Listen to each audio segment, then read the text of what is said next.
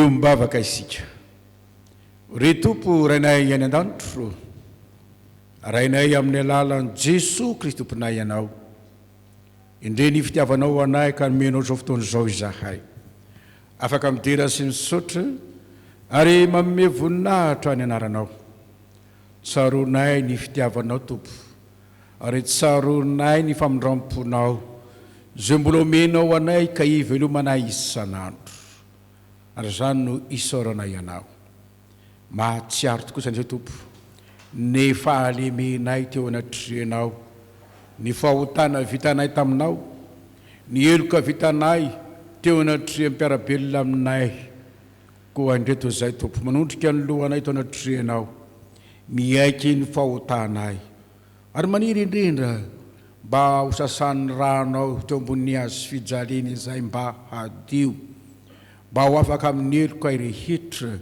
mba ho afaka amin'ny fahotana irehetra dia omenao anay ny fanahy vaovao ary izany fananao zany tompo no irinay anjaka aminay raha mbola hamaky sy andre ary iaino ny teninao izahay doko Andriamanitro ny fananao Kristy koa no iasa ao anatinay ahatonga anay tsirairay avy ahatsiaro fa velona n'Andriamanitray ary miasa dia mitenena aminay tompo araka ny fombanao fahavonjy ho izay mpanomponao amin'ny anaranao Jesosy nangatahana izany amen.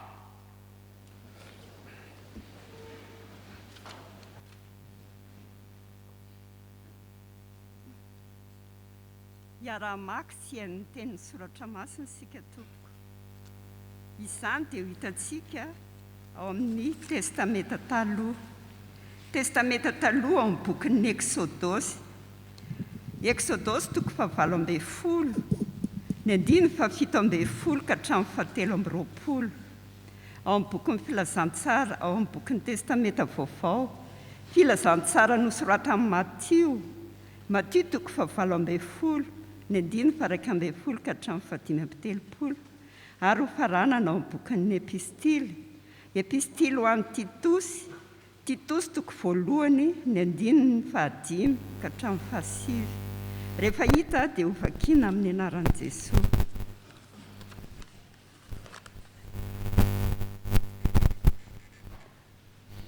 Ary hoy ny rafozan'i Mosesy taminy, tsy tsara izao zavatra ataonao izao, samoreraka mihitsy na ianao na izao olona miaraka aminao izao, fa mavesatra aminao loatra izao zavatra izao, ka tsy ho zakanao irery ny ianao izao. Ary ankehitriny dia manekeny teniko, fa norohevitra anao aho, ka Andriamanitra anie ombanao. Aoka ianao ho alala ny olona amin'Andriamanitra, mba hitondranao ny teniny amin'Andriamanitra, ary hampianatra azy ny didy sy ny lalàna ianao, ka hampalala azy ny lalàna izay mety alehany sy ny asa izay mety ataony. Ary mizaha eo amin'ny olona rehetra izay lehilahy mahay sy matahotra an'Andriamanitra, dia lehilahy marina tsy tia kolikoly, ka manendrepy feharivo sy pifehy 100 sy pifehy 50 ary pifehy 10 ifehy azy. Ary aoka ireo no hitsara ny olona mandrakariva, fa ny ady lehibe rehetra dia aoka hoentiny aminao, fa ny ady madinidinika rehetra kosa dia aoka hozarainy ihany. Dia ho maivamaivana kokoa aminao izany, ka dia hiara-mitondra aminao ireo. Raha anao araka izany zavatra izany ianao, ka ilaza izay didy aminao Andriamanitra, dia haritra ianao, ary izao olona rehetra izao koa dia ho tonga soamatsara any amin'ny taniny.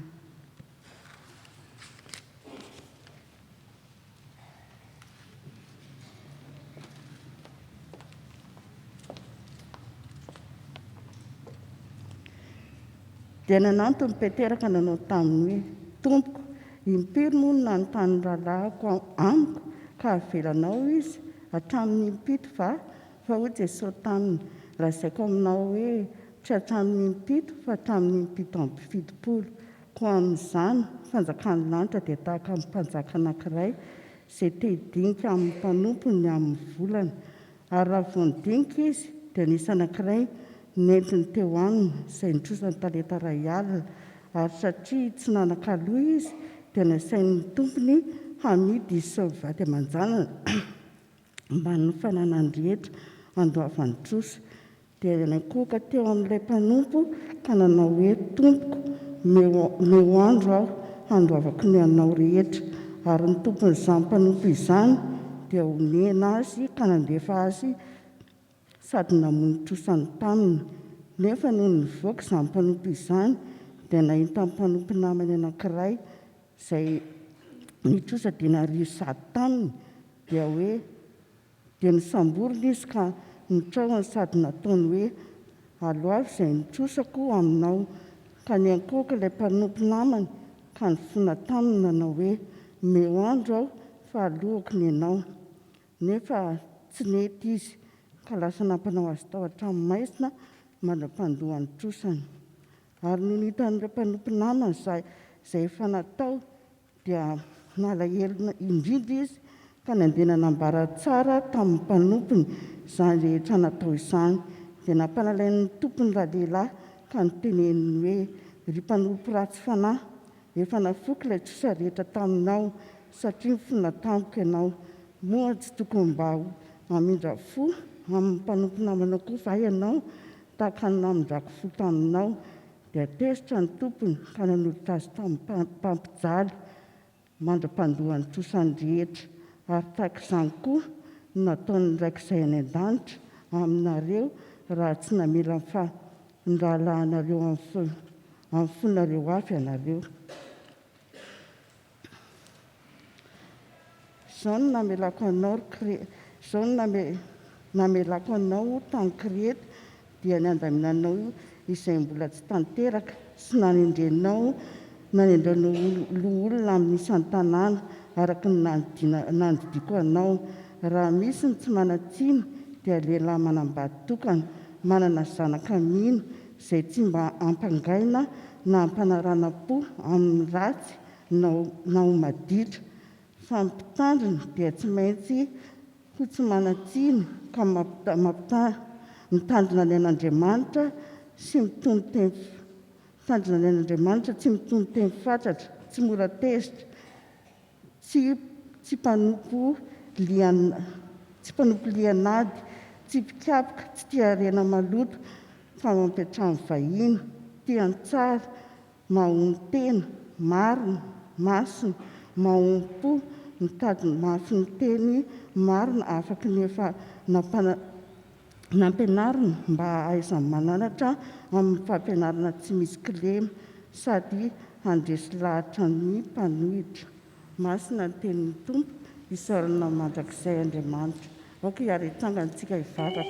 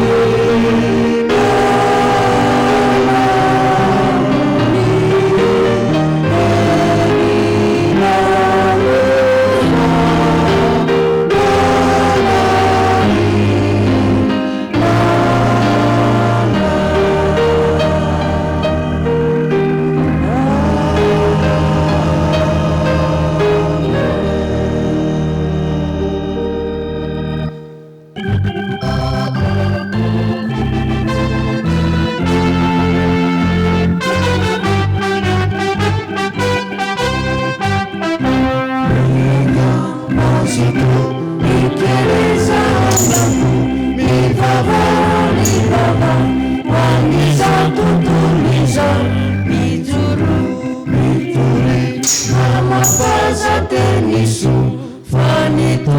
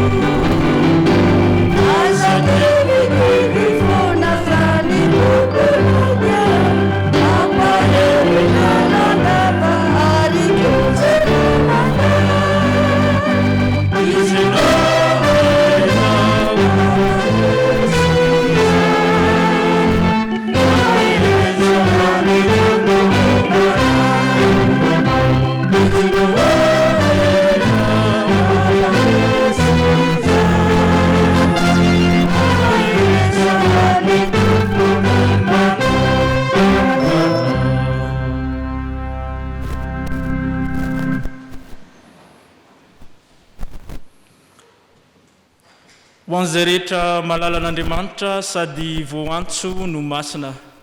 Ho aminareo ny ry havana ny fahasoavana sy ny fiadanana avy amin'Andriamanitra ray tsy to sy Jesosy Kristy tompontsika.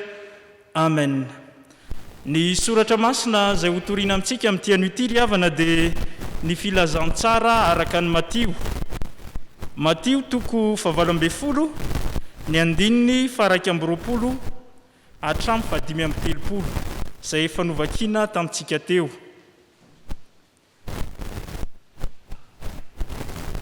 Tamin'ny herinandro lasa teo moa ry havana dia nanao asa fikarohana ray izay mahakasika an'ireo asa sosialy izay mitanterahan'i Jesosy Kristy.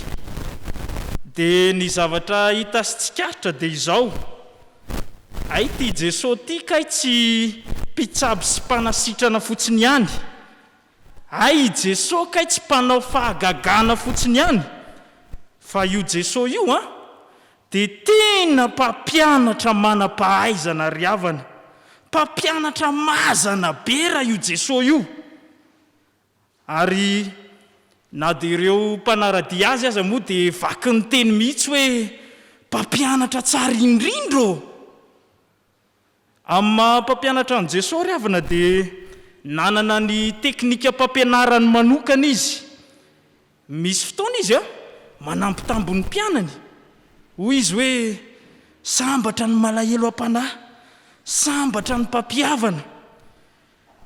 Misy fotoana kosa nefa Jesosy dia entitra sady masika. Indray izy tena milaza mihitsy hoe lozanareo mpiatsara velatsia, lozanareo mpanora-dalàna sy fariseo.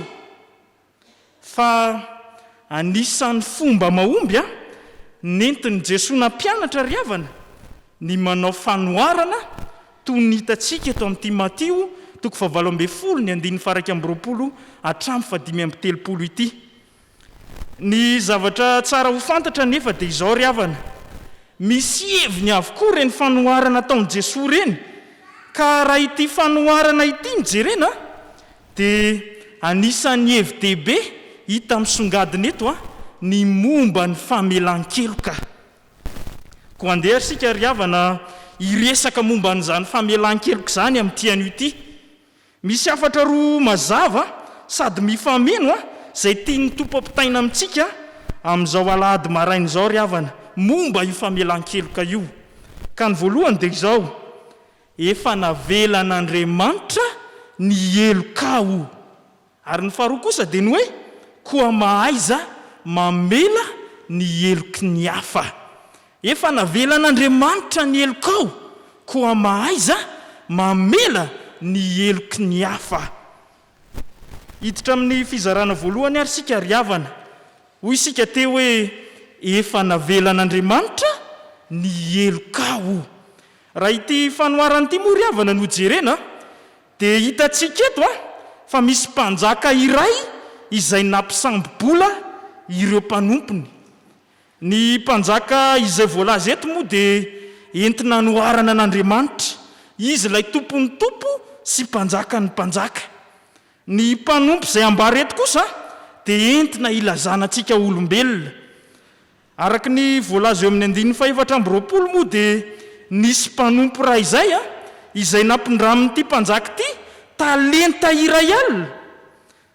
Ary tena radiniany izany dia vola be mihitsy izany talenta iray alina izany satria raha atao ny compte dia mitentitentina ny hoany amin'ny 904 miliarda ariary ny sandan'izany ry havana. Tena vola be izany Zany hoe arembe mihitsy izany no nampindramin'ilay mpanjaka an'io mpanompo io. Ny zava-nisy anefa ry havana dia izao: rehefa notakian'ilay mpanjaka ny volany dia tsy nanaka-merenana azy izany mpanompo izany. Tsy voavery ny vola notrosainy. Azo heverina mihitsy aza fa noho ny tsy fahaiza mitantana, noho ny firobarobana tsotra izao, dia lanilano azy ilay volany indramina, any ka dia boka trosa tanteraka ity mpanompo ity. Koa rehefa tsy voaefany ara ny trosan'ilay mpanjaka, dia voalaza eo amin'ny andininy 5:20 fa nasain'ilay mpanjaka namidy izy sy ny ankonany mba mifanana ny rehetra, mba handoavana ny trosa. Zany hoe izy mianakavy mihitsy izany miaraka amin'ny fananany no toy ny antoka mba ho fanefana ny trosa io. Rehefa nitalo mafy tamin'ilay mpanjaka nefa ilay mpanompo dia niankohaka teo anatriana izy ary nangatakandro tamin'izy mba hamerenana an'ilay vola. Any ka dia onena sady nalahelo azy ilay mpanjaka, nangoraka azy izy, ka vokatr'izay dia nafony avokoa ny trosany rehetra. Dia toy izany tokoa Andriamanitra ry havana, nomeny are-pasoavana maro izay tsy voavidy volana isika olombelona, omeny hery sy tanjaka, omeny fahasalamana isika, omeny vola mankarena, omeny fotoana, omeny ihany koanina rano sotroina. Nefa dia misy fotoana isika tsy mahay mitatana an'ireny are-pasoavana omen'Andriamanitra antsika ireny. Indraindray azy isika dia minimanota amin'Andriamanitra, tsy mba matahotra azy akory, fa manao zavatra tsy araka ny sitrapony. Ary raha ny tena marina ry havana dia tokony ho voaheloka ho faty mandrakizay isika olombelona noho ny trosam-pahotantsika. Nefa dia navelan'Andriamanitra izany, nofafany tao amin'i Jesosy Kristy avokoa ny trosantsika rehetra. I Jesosy ry havana no nanefa ny trosam-pahotantsika teo ambony azy fijaliana. Ka tadidio tsara fa ny fiaikenao marina ny helikao no ny finoana ny asa-pamonjena vitan'i Jesosy no ahazonao famelan-keloka. Ry havana malala, tsarovo mandrakariva fa mpamela heloka Andriamanitra. Tsy ho voalohanao mihitsy ny trosam-pahotanao raha ianao no hiezaka andoha izany, fa soa ihany ry havana fa nafony Jesosy ny fahotanao ka nodiovo maimaim-pony ianao satria onenanao izy. Onena sady malahelo aneny tompo ry havana mahita ireo fahotantsika ireo tia melanelokao izy. Noho izany andeha isika ry havana hibaboka eo anatrehan'Andriamanitra ka hiaiky ny fahotantsika rehetra, amboraka amin'ny otantsika rehetra, fa vonona ny anafoana ny trosam-pahotantsika amin'ny tompo ry havana. Mpamindra fo ane Andriamanitra koa na manao ahoana ny fahotana vitanao dia vonona ny amelanao i Jesosy Kristy raha tena mibebaka marina aminy ianao. Ka le hoe mibebaka ane ry havana tsy vitany hoe mifona fotsiny ihany, fa tena mila miaiky mihitsy isika fa diso eo anatrehan'Andriamanitra, ary mila maneho fahavononana isika fa hiala amin'ny lalam-pahotana izay nizorantsika io, ka hiverina marina ho ao amin'Andriamanitra ary anao ny sitrapony. Zay le hoe mibebaka. Noho izany ry havana, rehefa tena mibebaka marina ianao dia tsarovy fa tena mamela ny helokao Andriamanitra. Ndray andro ry havana nisy lehilahy ray izay niakatra raharaha-pitsarana izy no nylozam-pifamoivozana izay nataony. Rehefa iny izy nifaninjika tamin'ny namany iny tamin'ny fiara iny zany dia nandeha mafy izy, dia nandona lehilahy zazalahy ray izay ka maty tsy tradrano io zazalahy io.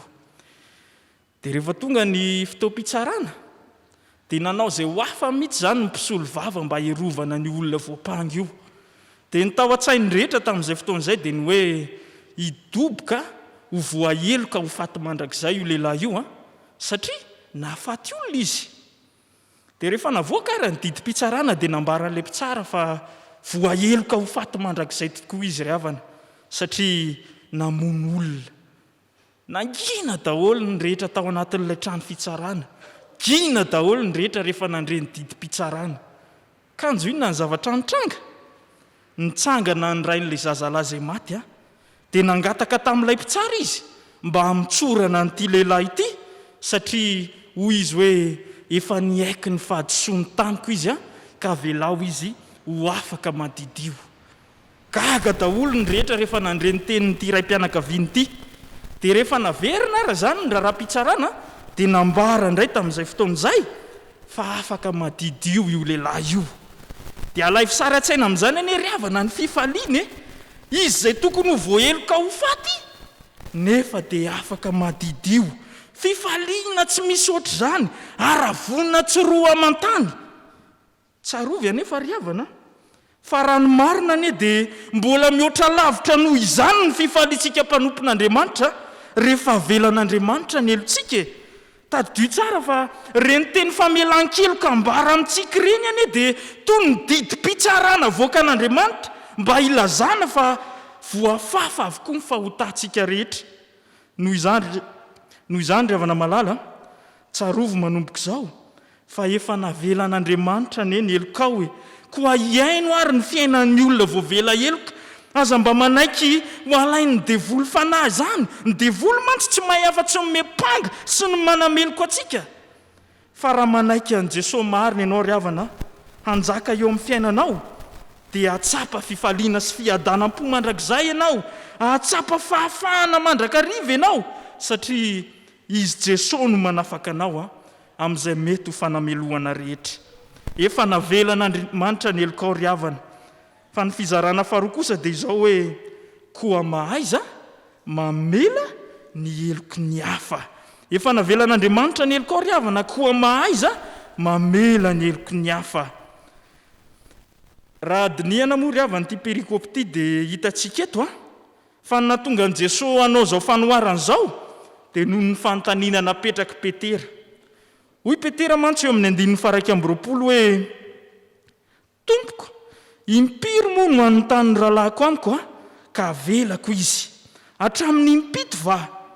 Dia izao navalin' Jesosy azy hoe tsy lazaiko aminao hoe hatramin'ny impito, fa hatramin'ny impito ampy 70.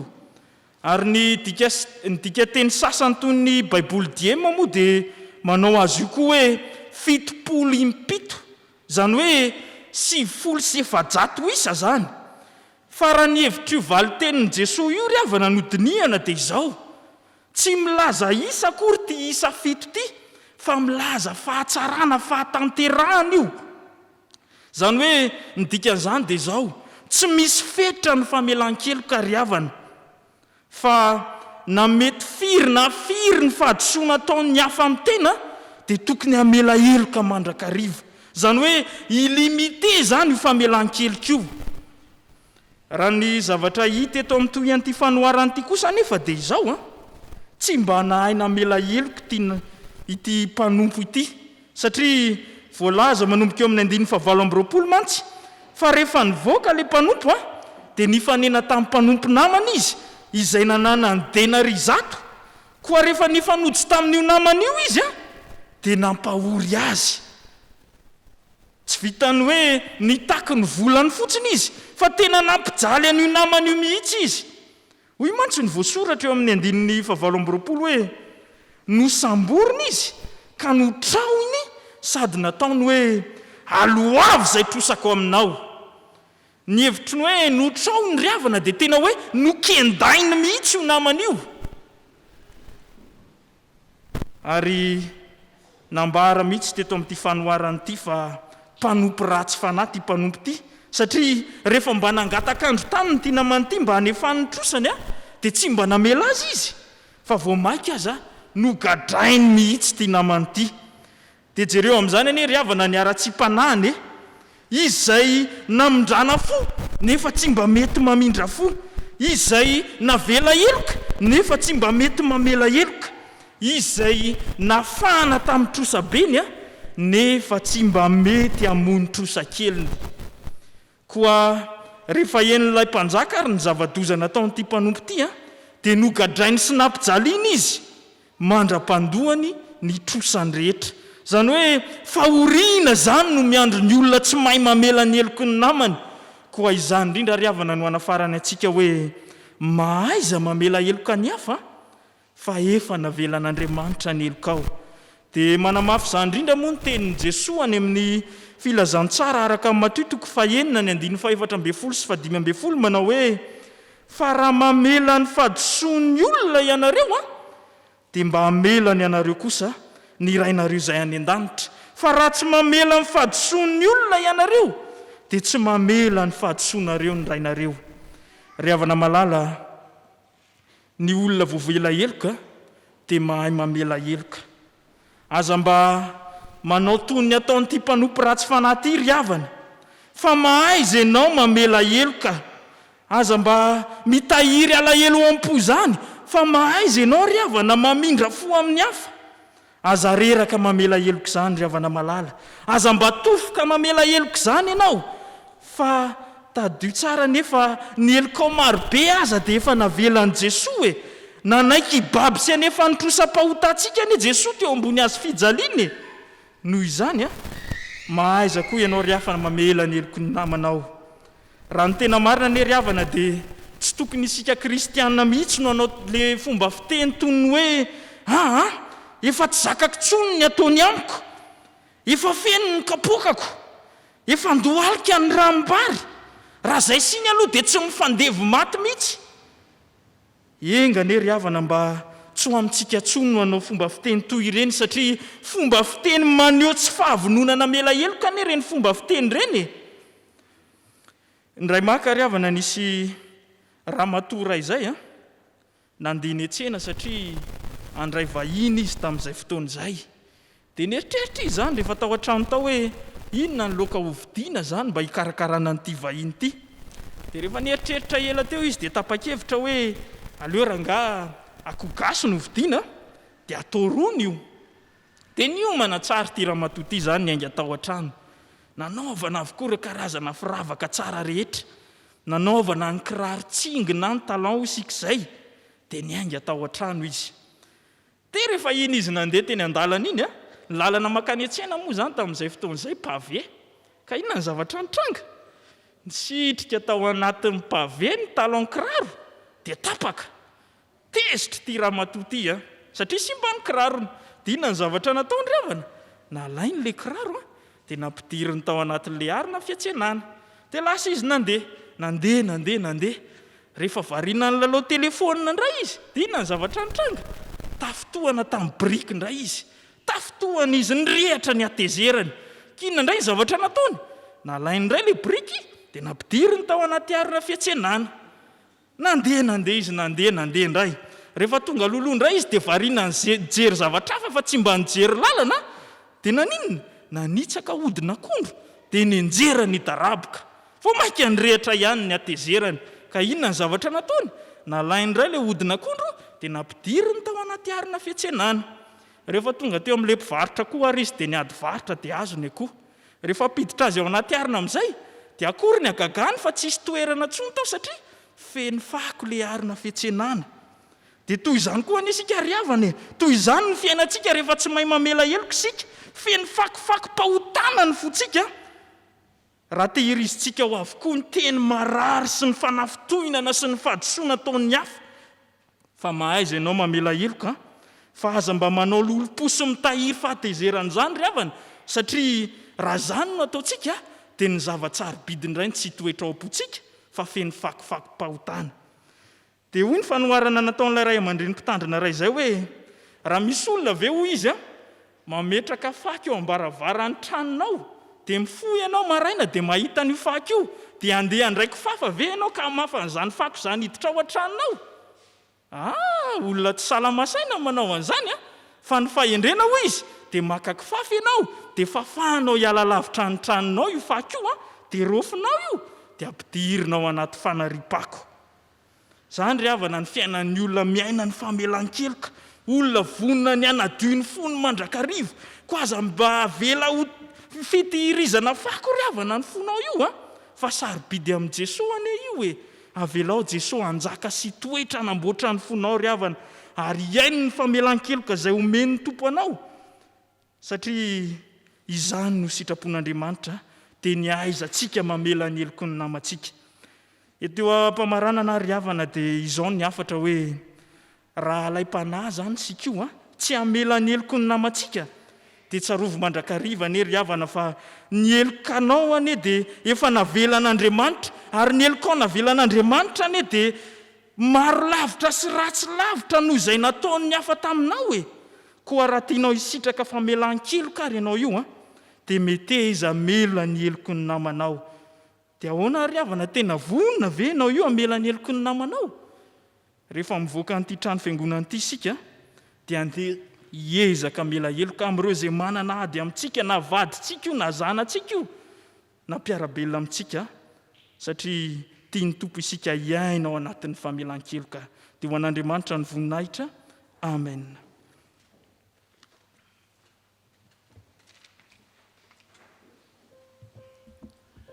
oka iaretsangasika ivavaka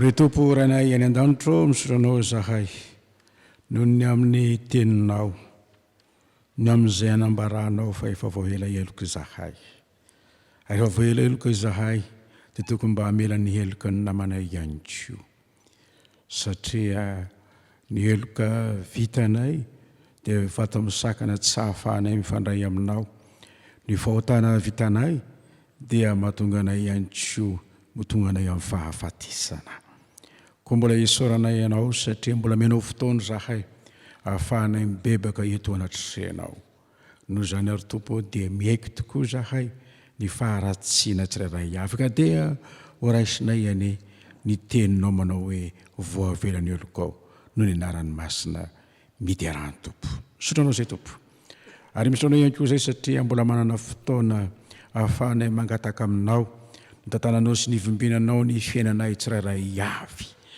indrindraindrindra reo zay azo ny aretina maro samihafa inao zay tompo no irinay anasiana loranina aretina ao aminy ka ame azy ny fahasalamana tanjaka azy hery na ny ataoko atrano any ko azy zany dia fantatray tompo fa efa nojerenao mandrakariva ny mpanompo zay trononay etoka dia matoko zay fa Andriamanitra marina ianao ka miaino ny etaitaponay tsiraray avy ao ihany koa tompo ireo azo ny manjo tsy miafina aminao zay mety ho fahabangana misy eo nivon'ny fianakaviana sy ny firenena ary ny fiangonana dia mba hampahelany mandrakariva ianao ka hatoky fa aty amin'izao tontolo izao tokoa nataonay fahoriana nefa maty koa izy ianao za efa anary izao tontolo izao tompo ampitombony finoanay ianao mba hananay fanantenana ilay fiainana mandrakizay ka azahoanay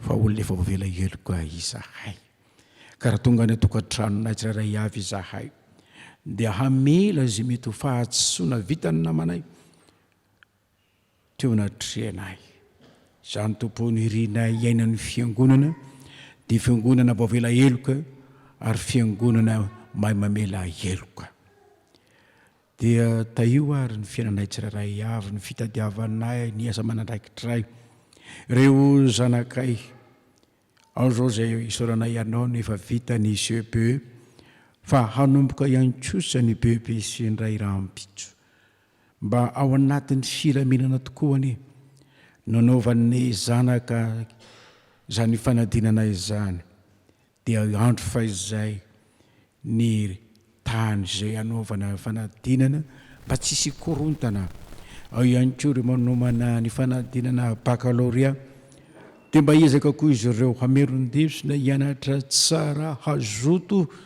mba hatanteraka ny fanadinana ara-dalàna iny tompo na dia mbola anatin'ny amena ara-pahasalamana izany firenenay amin'izao ora sy fotoana izao dia mbola omenao fotoana ihany zahay ahafahanay mitera sy misaotranao ary makasitraka noho ny fitahena avy aminao dia tsaronay ny taranaky ny fiangonanay melipatrana manerana nosy manerana izao tontolo izao tsy miafina aminao nataon'izy ireo ao no izay hiditra amin'ny tao-pianarana mba ho tafiditra soma tsara dia mba ho afaka soma tsara dia mba hianatra soma tsara ao no mamitahiraka dia ho tsara mandroso ho tsara miverona ao reo miasa sy mitady ravinahitra mba ho ambinina amin'izany rehetra izany tompo fa izay tatoerana ihany koa dia akinina aminao no avinay tsirairay avy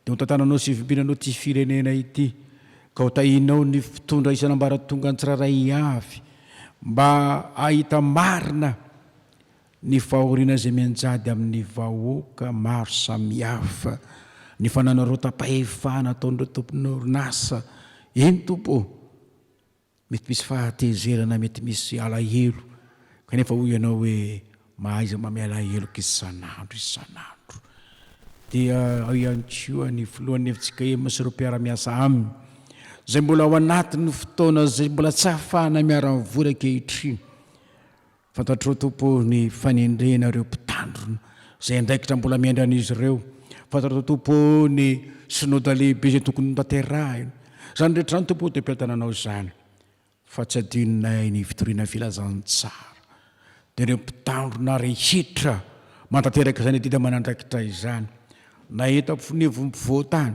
na ananindran-tany nareo missionnaire nareo evangeliste nareo katekista délégué ireo zay tompony andraikitra maro samihafa nomena aizany fahefandry zany ane mba tena toromarina ny filazantsara ho an'ny olona rehetra ka tsy aro vaovela heloko izahay satria no zay tompony efa tonga hamonjy anay zany rehetra zany tompo dia ombonanay amin'ilay vavaka nampianarinao manao hoe rainay izay ny an-danitra ho masinany ny anaranao ho tonga ane ny fanjakanao atao ane sitraponao ity-tany tahaka ny an-danitra ninanina sahazo anay ary mamelany elokay tahaka ny amelanay izay meloka taminay ary isan'ny toranay ho an'ny fakapanahy fa manafana amin'ny ratsy fa hanao ny fanjakana sy ny hery ary ny voninahitra mandrakizay amen.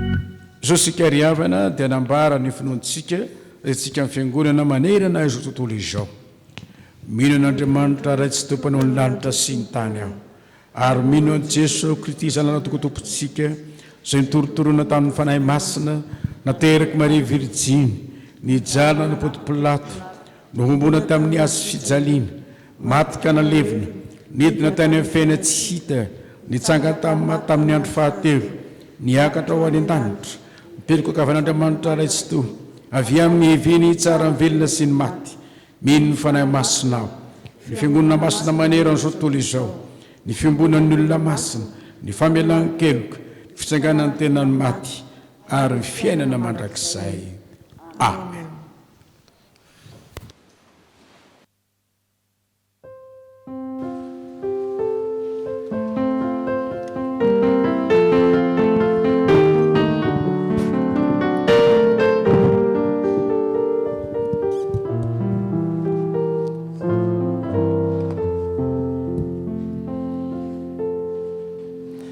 Aptomona amintsika mirakariva riavana ny fahasoavana sy ny fiadanana avy amin'Andriamanitra ray Jesosy Kristy tompontsika amen. Toy izao no raharahan'ny fiangonana misy antsika avy amin'ny synodam-pahatany Antananarivo andrefana fikambanan'ny firahalahin'ny mpitandrina sy ny vadiny fampahafantarana ho tanterahana amin'ny FJKM Ambatolampy fitiavana Antehiroka fatra atsinanana ny fiborembe farany ho an'ny firahalahin'ny mpitandrina sy ny vadiny amin'ny taona 24 ity ny talata fahenina ny volana oktobra 24 manomboka amin'ny 7 sy sasany maraina koa manentana atsika mpitandrina mba ambady ho tonga anatrika izany mba ahazona mifampahery sy mifampizara ary ny fanentana indrindra amin'izao fotoatsarotra lalovan'ny fiangonana no ny fisiny izao valana retina izao. Anio alahady 20 volana septambra 2020 mandinika hatranintsika ny loha hevitra iombonana eo anivon'ny FJKM miasa amin'ny fahatahorana an'Andriamanitra alahady 10 manaraka ny Trinité anio. Mitoetrany ny fandaniminantsika riavana rakitra indroatrany no tanterahantsika rakitra tatazana izany ary mandray hatrany ihany koa tsika ny adidy amin'ny karatra ho antsika mpandray fanatsan'ny tompo rehetra. Isaorana ny tompony amintsika rehetra manatanteraka izany ary tiana ny mampita amintsika eo amin'izay fandraisantsika fangalana ireny karatra avy anaovana didy ireny dia mba mandalo ato amin'ny trano fantarana ambony isika rehefa mirava ny fampopivavahana na ny amin'ny andriamatofaly no angalantsika ny karatra avy naterahantsika ny adidy ny alatsinainy ka hatramin'ny zoma amin'ny ora fivoan'ny birao. Miditra intelo hatrany aloha ny fanompoam-pivavahana amin'ny heriny anio menora sasany amin'ny valora sasany ary amin'ny folora sy sasany toy hatrany ihany koa aloha araka izany ny fisoratana anarana omin'andriamatofaly ho antsika tsirairay avy araka izay mamety antsika ny fandaram-potoana dia mbola mitoy hatrany ihany koa ny fanazantsika ny fepetra rehetra makasika ny fitandroana ny fahasalaman'ny tsirairay avy ary nona fa isy ihany koa ny fandaminana hoentin'ny fitondram-panjakana anio ariva araka izany na izany na tsy izany dia raha mahalala ary ny vaovao rehetra era-tany dia manambara fa manomboka mianatra miara-miaina amin'ity otrikaretin'ny ty aloha sika mandra-pivoaka ny fanefitra izany ary izany indrindra no ampitana amintsika rehetra isy ihany koa ny fivoriana aorina izay ambarany fitondram-panjakana ny eo ariva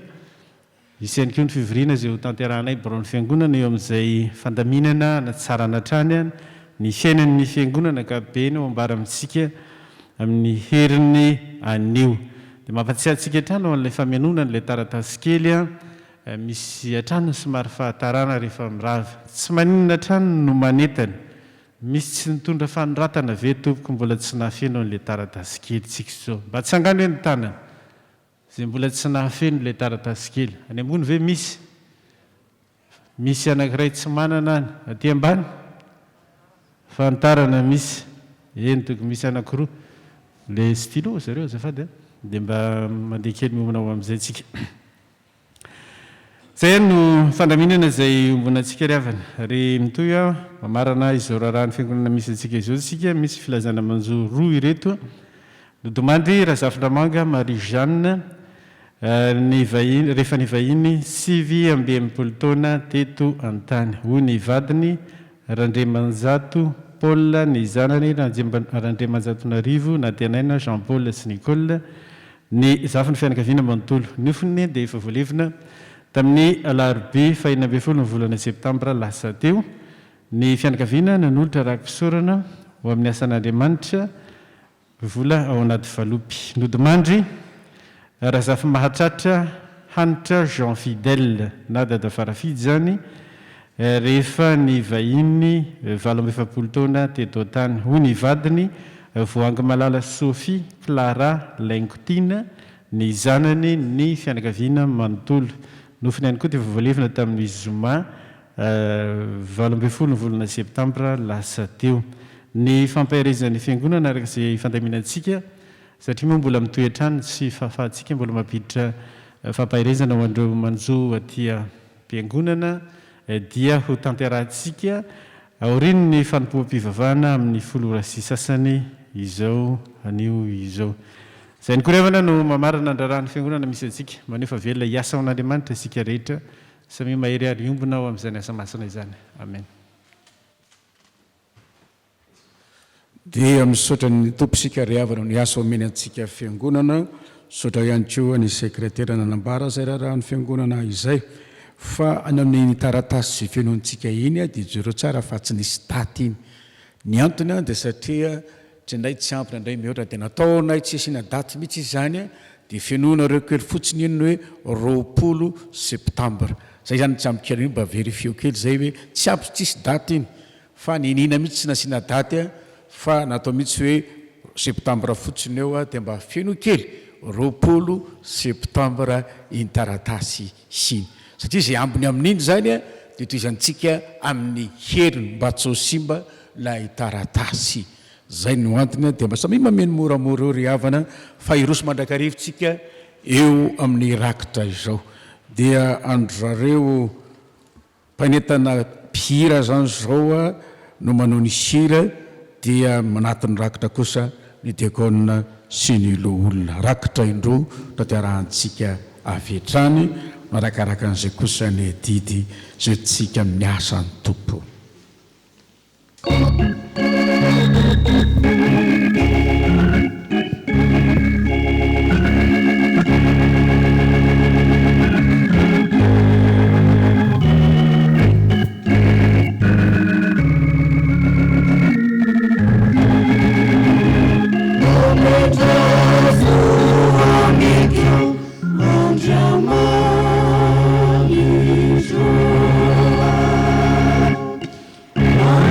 Andamani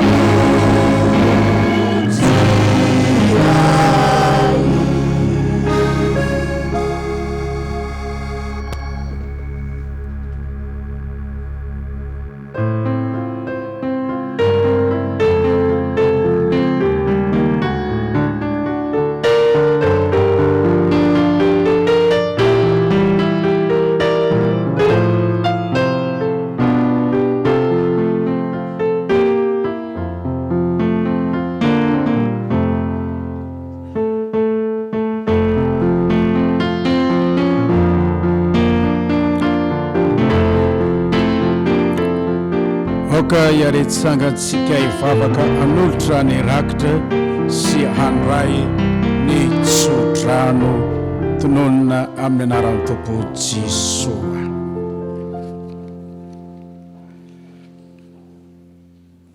Ivavaka isika. Ry Andriamanitra tompo ranay any an-danitro, indre ny fitiavanao anay ka namezao fotoana izao, nahafahana indrindra ny antoka tamin'ny teninao, ary misoranao ihany koa zay fa marina ianao ka mamela ny elokay rehetra, afaka nanolotra ny rakitra sy ny edidy eo amin'ny asa fitorena ny filazantsara zay idiron'ny fiangonana, fa tonga tamin'izao tontolo izao anao mba hamonjy izao tontolo izao. Isaoranay ianao zany tompo, ka dia matoky izay tompo, fa ilay Andriamanitra tsara ianao dia mbola ame fahatsaranao anay ka hataonay ho modely eo amin'ny fiainanay tokoa zany fahatsaranao izany, ary sitrakaina metraka an'izy ireo ambany fahasoavanao. Andriamanitra ny fiadanana ny hamasanareo samy tanteraka, ka aoka ho arovana avokoa ny fanahina sy ny anareo ary ny tenanareo, tanteraka ka tsy any atsina amin'ny fiaviany Jesu tompontsika, mahatoky izay ny antsoanareo, ary izy ihany no anefa izany. Amen.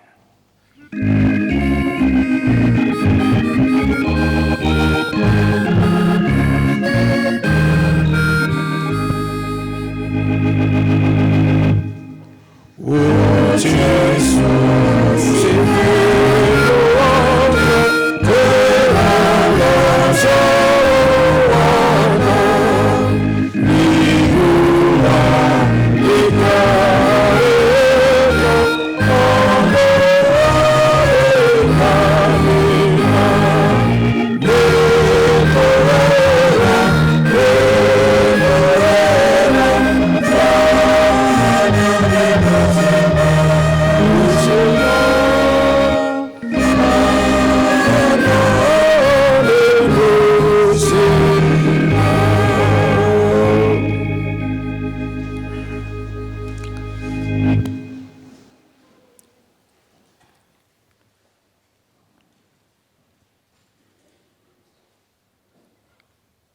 Andriamanitra ny voninahitra amin'ny anarana Ray sy ny Zanaka ary ny fanahy masina.